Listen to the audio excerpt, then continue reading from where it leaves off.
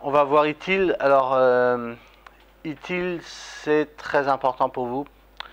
De plus en plus, vous avez donc dans les entreprises des démarches ITIL qui sont en place. Et petit à petit, ça vient dans les offres d'emploi. Je ne sais pas si vous avez un peu regardé. Petit à petit, ça vient le fait de demander des compétences ITIL. Alors, il y a des certifications ITIL. Le but de cette formation n'est sûrement pas de vous permettre d'avoir une certification. Le but, c'est de connaître un peu ITIL et de pouvoir travailler dans une approche, dans une philosophie ITIL. Donc, tout d'abord, ITIL, l'acronyme, ça signifie Information Technology Infrastructure Library. On va commencer par faire une vision d'ensemble. Et puis après, il y aura d'autres formations pour rentrer plus dans le détail. Alors, ITIL, qu'est-ce qu'on va voir aujourd'hui? Qu'est-ce que c'est ITIL déjà? Qui a fait ITIL rapidement? Pourquoi est-ce que ça a été mis en place? Pour qui c'est utile ITIL? Les idées principales, donc, parce que ITIL, c'est avant tout des idées plus que des règles absolues. Et comment ça se fait que ça marche tellement bien? Alors d'abord, qu'est-ce que c'est ITIL? ITIL, ce n'est pas une norme, ce n'est pas un protocole, c'est juste ce qu'on appelle en anglais une best practice. C'est-à-dire la liste de bonnes pratiques qui fonctionnent correctement dans la gestion des systèmes informatiques. D'accord? Donc, des gens se sont réunis, on dit voilà des pratiques qui marchent bien pour gérer un système informatique. Alors, une fois qu'ils avaient fait ça, ils ont donné des recommandations. Ce mot recommandation est important. Ce n'est en aucun cas une obligation. C'est une recommandation, c'est-à-dire qu'on vous conseille de faire comme ça. Si dans votre organisation, ça complique les choses, ne le faites surtout pas. On n'est pas comme dans une certification ISO, par exemple, où il faut respecter cette norme-là, sinon on n'a pas droit à la certification. ITIL, c'est, voilà ce qu'on vous recommande de faire. Seulement. Par contre, ce qui est intéressant aussi, c'est que ITIL vend un certain nombre de bouquins dans lesquels ils ont des modèles qui fonctionnent. Alors, ce qui est intéressant, c'est que c'est des modèles pour plein de choses différentes, pour plein de rôles différents du service informatique et pour plein de types de services informatiques, de la personne seule jusqu'au grand groupe. Et également des conseils, bien entendu, qui sont donnés. Qui a conçu ITIL? Alors au départ, c'était l'Office britannique du commerce qui a mis ça en route. Donc bien entendu, ça a démarré d'abord dans les pays anglo-saxons. En 1990, ça a commencé et après, assez rapidement, au bout de 2-3 ans, c'est arrivé aux États-Unis. Et là, toutes les grosses firmes américaines, j'en ai cité quelques-unes, c'était les premières, hein, Accenture, Ernst & Young, Hewlett-Packard, bon, etc., se sont mis avec, c'est-à-dire que les DSI, les directeurs de sécurité, etc., se sont réunis pour discuter ensemble de quelles sont les bonnes pratiques. Et ils ont regardé ensemble qu'est-ce qu'ils font tous. Et qu'est-ce que, éventuellement, un fait qui fait que ça marche mieux chez lui, etc. Ça part de ça. Ça part non pas de théoriciens, etc. Ça part d'une observation du terrain. Voilà ce qu'on fait pour que ça marche. Et après, le mec de HP ou de Dieu sait où dit ouais, moi j'ai essayé ça et du coup on a gagné ça. Ah bah tiens, on va essayer aussi. Ah bah non, chez nous ça s'adapte pas. Donc ils l'essayent chez eux, ils l'adaptent et ils font vivre cette norme ITIL. On en est aujourd'hui à la version 3, mais elle vit vraiment au quotidien. C'est-à-dire qu'il y a des forums ITIL sur lesquels vous pouvez vous inscrire et du coup vous apportez aussi de l'eau au moulin. Ça a commencé par des très grands groupes. Donc du coup c'était adapté aux grands groupes. Après, des petites sociétés dynamiques se sont rajoutées aussi dedans. Ce qui fait qu'aujourd'hui, ça avance énormément. Alors maintenant, on va voir un petit peu pourquoi est-ce qu'on a mis ça en place. Et pourquoi on l'a mis, c'est à cause de l'image des informaticiens. Bah, c'est quelqu'un qui utilise un langage propre à son travail, à son emploi, qui n'est pas commun au langage courant. C'est quelqu'un qui travaille dans l'ombre, qui n'est pas forcément valorisé à sa juste valeur. C'est un avis d'informaticien. Oui, c'est vraiment un langage propre à nous. C'est peut-être un humour différent aussi. c'est vrai qu'on est vraiment... les informaticiens sont vraiment un peu à part dans l'entreprise, dans le sens où la plupart du temps ils font quelque chose plus qui les passionne. Comment dire? Ouais, c'est ça. Les informaticiens sont vraiment mordus d'informatique, alors que je sais pas si on peut dire qu'un comptable soit mordu de chiffres. On a quand même besoin de lui en général, on l'appelle parce que ça marche pas et qu'on a vraiment besoin de lui, quoi. Donc c'est peut-être quelqu'un qui vit en marge, mais c'est quelqu'un dont on a besoin. Enfin, et encore vivre en marge, c'est peut-être pas tout à fait le cas. C'est quelqu'un qui est là pour juste régler les problèmes. On voit pas, les gens ne voient pas le travail qu'il y a derrière de maintenance et de supervision. Pour les gens, ils travaillent juste ponctuellement quand il y a des problèmes. Donc tout ce que vous dites est vrai. C'est vrai en particulier que l'informaticien est utile, est indispensable. Quand on a un problème, on appelle l'informaticien.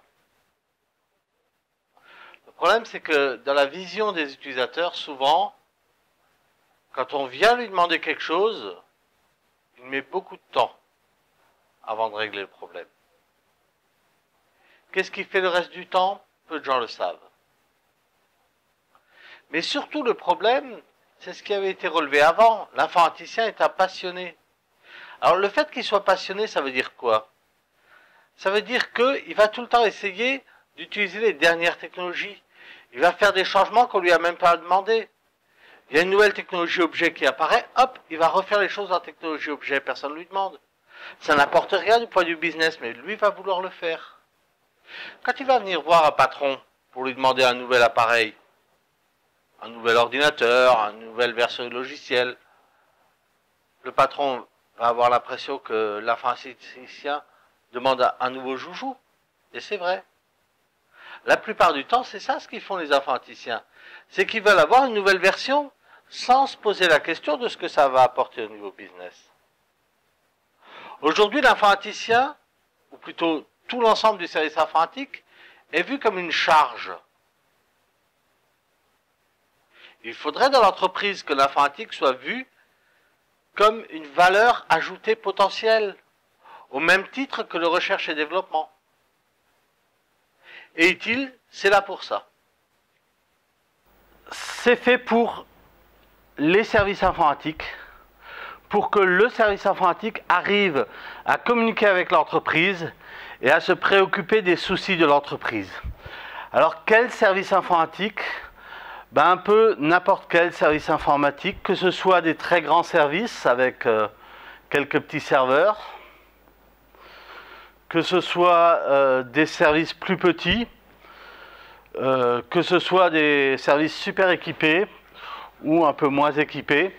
Dans tous les cas, ITIL s'adapte. Et c'est une des grandes forces d'ITIL, c'est que ITIL peut s'adapter à toutes les situations. D'accord? Alors, aujourd'hui, dans un service informatique, quand on va aller chez le patron et qu'on va dire « ouais, il faut évoluer, mettre quelque chose de nouveau », qu'est-ce qui va motiver la plupart du temps? Souvent, tout bêtement, c'est la mode. Actuellement, vers quoi est-ce qu'on évolue? Vers le cloud. Pourquoi? Parce que c'est la mode. Est-ce qu'on se pose vraiment la question? Non. La mode, ce n'est pas une bonne raison pour évoluer. Une autre raison qui va nous faire évoluer souvent, c'est pour avoir les dernières versions. Que ce soit les dernières versions de matériel, oui, il me faut le nouveau serveur parce qu'il va plus vite, on va gagner quelques secondes. Vous avez calculé le temps que vous passez à fumer dans la journée? C'est beaucoup plus que les quelques secondes que vont vous rapporter le dernier serveur. Et vous voulez faire dépenser 20 000 € à un patron pour gagner quelques secondes? Mais elle est où la cohérence? C'est pas logique, c'est pas une bonne raison. On veut aussi les dernières versions souvent de logiciels. Alors, des fois on n'a pas le choix, parce que les anciennes ne sont plus maintenues. Mais c'est pas parce que la version n'est plus maintenue que du jour au lendemain, il faut passer à une nouvelle version. Tous les combien vous appelez votre fournisseur de logiciels pour lui demander un changement? Maximum une fois par an. Donc ça veut dire que pendant encore au moins un an, vous pouvez vivre sur une ancienne version sans problème, sachant qu'un jour ou l'autre, on sera peut-être obligé. Donc, une dernière version de logiciel, c'est pas non plus une bonne raison. D'accord? Alors, il y a toujours ceux qui veulent la modernité, avoir des ordinateurs modernes, des écrans modernes, etc. C'est pas une bonne raison, c'est juste du gaspillage. La bonne raison, c'est ça. Le client. C'est le client que vous allez mettre au centre de votre motivation. Le client, non pas en tant que personne, mais le client pour le business qu'il pourra faire. Il y a deux mots-clés qu'il faut tout le temps avoir à l'esprit en utile, c'est le client et le business. D'accord? Et vous rappelez que vous êtes là pour apporter de la valeur à l'entreprise. Si vous avez déjà ça, si vous êtes centré sur le client, sur le business, sur la valeur que vous allez apporter, vous êtes déjà dans une approche utile. Alors autre chose de nouveau, très nouveau dans utile, c'est jusqu'à présent, dans les systèmes informatiques, on travaillait vers une orientation projet. C'est-à-dire qu'on mettait en place un projet, on avait un chef de projet, et ce projet s'arrêtait lors de la mise en exploitation. Quand on commençait à l'utiliser, le projet était fini, et après c'était un autre service qui s'occupait de la maintenance. Dans utile, on ne fonctionne pas du tout comme ça. Dans utile, on fonctionne avec une orientation service. Une orientation service, ça veut dire quoi? Ça veut dire que on va fournir un moyen pour fournir de la valeur business à un client, d'accord? Donc on fournit de la valeur à un client qui lui permet d'améliorer ses résultats business, d'accord?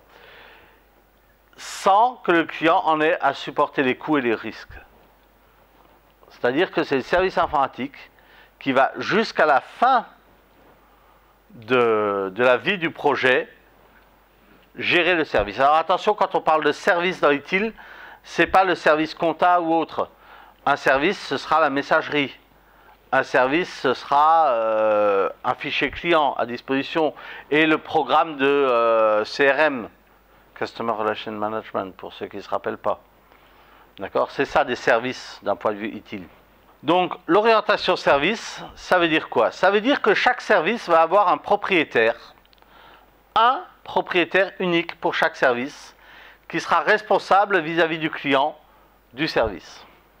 Au départ, on va définir un niveau de service qu'on appelle le SLA. Ce SLA sera négocié, il y aura une demande à SLR, après il sera négocié, ce sera SLA. Tout au long de la vie du service, le propriétaire sera responsable de faire en sorte que le niveau de service soit garanti. Et le service sera suivi jusqu'à ce qu'il soit retiré du serveur, jusqu'à ce qu'il ne soit plus utilisé. Alors ça a plusieurs intérêts. Le premier, c'est que c'est la même personne qui conçoit et qui assure l'après-vente quelque part, qui assure l'exploitation, comme on dit. D'accord ? Donc il est responsable de bout en bout. Il ne peut pas dire « ouais, c'est la faute de celui qui a conçu ». Non, non, il fait tout. L'autre intérêt, c'est qu'on y va jusqu'à ce qu'il soit retiré. Parce que ceux qui ont travaillé dans des services informatiques en entreprise le savent. Sur les serveurs, il existe énormément de vieux programmes que plus personne n'utilise depuis 2 ans, 5 ans, 10 ans, mais qui sont encore là, parce qu'on leur a jamais dit de les retirer. Et qui bouffent de la place et qui bouffent de la puissance sur les serveurs. Ça aussi, c'est un des problèmes de l'informatique en entreprise. Donc l'idée ici, c'est de dire, on a un propriétaire qui s'en occupe de bout en bout. Et c'est ce propriétaire qui, à la fin, dira, bon, ce service ne sert plus à rien, on le retire, et du coup, les serveurs seront beaucoup plus propres et auront besoin d'être moins puissants. Alors, pourquoi est-ce qu'il a tellement de succès, ce utile? Tout simplement parce qu'il assure une neutralité, c'est-à-dire qu'il n'impose pas un matériel, une marque, quelque chose comme ça. Il est neutre par rapport à tout. On peut le faire tourner, qu'on soit sur un service gros système, Mac, PC, c'est général. Ça n'imposera pas d'utiliser telle technologie de base de données ou autre. Et non prescriptif, je vous rappelle ce que j'ai dit au début, il donne des recommandations, pas des ordres. L'efficacité est avérée puisque dès le départ, il est basé sur l'efficacité. C'est-à-dire c'est quand on voit qu'un truc est efficace, on le rajoute dans utile.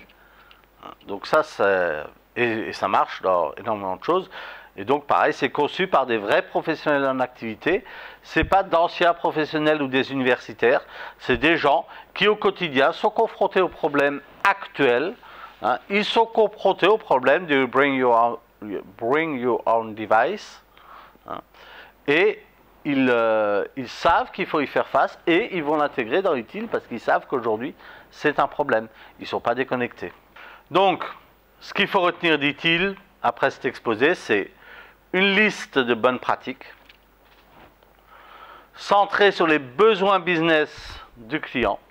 D'accord. Il suit les services jusqu'à leur fin et il définit des objectifs négociés et forcément mesurables. Ça ne sert à rien de négocier un objectif qu'on ne peut pas mesurer. Ça veut dire quoi pour vous concrètement? Ça veut dire que quand je vous demande d'installer une messagerie, comme je l'ai demandé à certains là tout récemment, eh ben, vous allez aussi installer l'outil de mesure qui permet de vérifier l'efficacité de la messagerie. Automatiquement, dès que vous installez un service, vous prévoyez d'installer l'outil de mesure avec. Mais ça, on le verra en détail dans une autre présentation.